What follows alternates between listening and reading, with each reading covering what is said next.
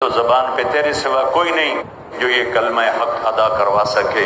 اے مالک، جب قبر بھی گود میں جانے کا وقت آئے تو اس کلمے کی گواہی دے کر ہمیں دنیا سے جانے والا بنا، ہم لوگوں کو گواہ بنا کے جا رہے ہوں۔ اور یا اللہ، وہ دن تیری ملاقات کا ہماری زندگی کا سب سے بہترین دن بنا دے۔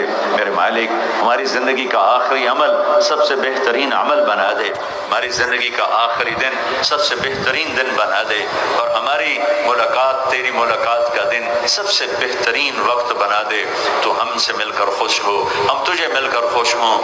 اے مولا، جیسے تیرے حبیب نے طلحہ بن برا کے بارے میں فرمایا تھا، مولا جب طلحہ تجھے ملے تو تو اسے دیکھ کے مسکرائے اور یہ تجھے دیکھ کے مسکرائے۔ اے رب کریم، جب ہمارے تیری بارگاہ میں پیش آنے کا وقت آئے تو ہمیں دیکھ کے مسکرائے، ہم تجھے دیکھ کے مسکرائیں۔